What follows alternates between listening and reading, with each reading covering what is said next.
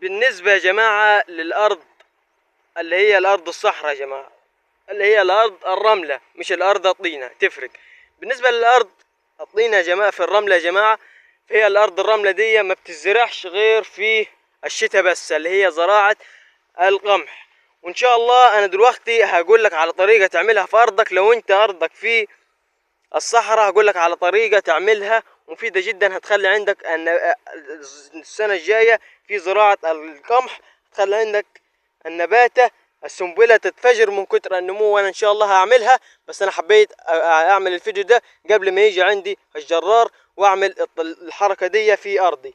طبعا قبل ما نبدأ ما تنسوش تصلوا على النبي عليه افضل الصلاة والسلام، وتشتركوا في القناة وتعمل لايك للفيديو علشان يوصلك كل جديد. احلى مسا عليكم من اخوكم ادهم من قناة عالم الزراعة. طبعا يا جماعة بالنسبة الى ارض الصحراء، بالنسبة الى ارض الصحراء يا جماعة، فهي بتزرع في شهر من اول شهر 11 لحد شهر 5 او 4 على حسب لو انت زرع بدري. تمام يا جماعة؟ فهي بتاخد موسم القمح كله، بتاخد يا جماعة موسم القمح كله بس في الارض اللي هي من اول شهر 5 لحد شهر 10 يا جماعة ما بتزرعش، بتبدأ فاضية، يا جماعة. فايه بالنسبة طيب للناس اللي هي ارضها في الارض الطينة، طبعا الارض الطينة يا جماعة بتزرع حوالي 4 زراعيات او 3 زراعيات في السنة، يعني بيزرع كذا زرعة تحت بعضها. ليه؟ الارض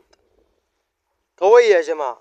تمام. طيب بالنسبة علشان انت تضمن معاك السنة الجاية محصول كويس ما يكونش يطلع حشيش في ارضك، انا هقول لك على طريقة واحدة بس انت هتبدأ تعملها، طريقتين بس. خلينا الطريقة دي الجاية ان شاء الله اعملها ليكم في فيديو تاني، بس خلينا دلوقتي في طريقة مهمة لازم انت تعملها وتنفذها دلوقتي قبل شهر 7. طيب يا جماعة بالنسبة للأرض، فأنت لو الأرض بتاعتك رملة بتبدأ تجيب الجلاب اللي هو الكبير يا جماعة، اللي هو سكينتين بس. في جلاب لو أنت حابب، لو أنت في المنيا في محافظة المنيا اكتب لي تم وأنا هبعت لك رقم أي واحد جرار هو اللي هيجي لي وينفذ لك الكلام ده في أرضك. مهمة جدا.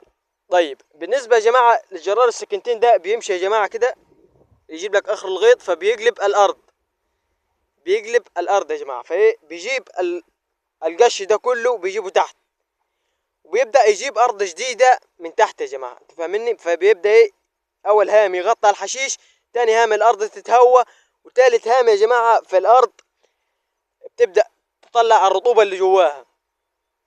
تمام. تالت حاجة بقى يا جماعة ودي الأهم، فأنت لازم تعملها قبل شهر 7. فأنت لما تعملها قبل شهر 7 يا جماعة، فهي بتاخد شهر 7. طبعا شهر 7 يا جماعة كمية شمس رهيبة وكمية حر يا جماعة، كمية حر رهيبة. فبتبتدي الارض والشمس، الشمس يا جماعه بتبدا تاخد الرطوبه من الارض فبتشمس الارض. فانت بتيجي بقى في اول شهر بقى 9 فبتجيب الجرار بعينه، بس ايه بتجيب الجرار اللي هو الليزر بيبدا يسويها لك ساويه واحده. لما تيجي عندي الساويه واحده بقى ان شاء الله انا اعمل لك فيديو جديد ازاي ايه هي الكيماويات وايه هي التسميدات اللي انت لازم تضيفها، مهمه جدا يا جماعه. وبعد ما تنفذ الثلاث خطوات اللي انا اقولهم لك ده، انا ما قلتش يا جماعه غير هي طريقه واحده بس في الفيديو ده.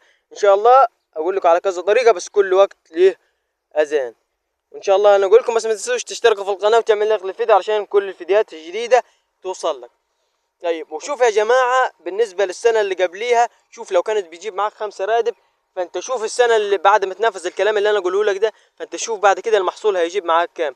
ان ما فرق الثلاث تنصاص يا جماعه 3 اضعاف، فاللي انتوا عاوزين تعملوه بقى. بس انا يا جماعه بنفذ كل سنه في ارضي، كل سنه في ارضي يا جماعه ببدا انفذها، ببدا انفذ الكلام ده كله في ارضي كل سنه. طبعا بالنسبه للارض الصحراء، طبعا انتوا وانا بوريكم كده يا جماعه في الكاميرا فانتوا شايفين هنا خضار. بالنسبه للخضار اللي قدامكم ده يا جماعه ده سفندي وربيع، برتقان يعني وربيع، برسيم. يعني بالنسبه للبرسيم ده يا جماعه بيزرع عادي في اي وقت.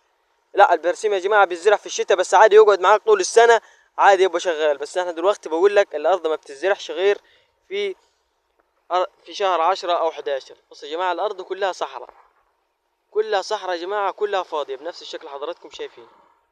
طبعا لو انت لحد دلوقتي مكمل الفيديو اكتب لي تم علشان استهم بيك وابعت لك رابط الفيديو اللي انا هنزله الجزء تاني. طبعا ما تنسوش تصلي على النبي وبس كده.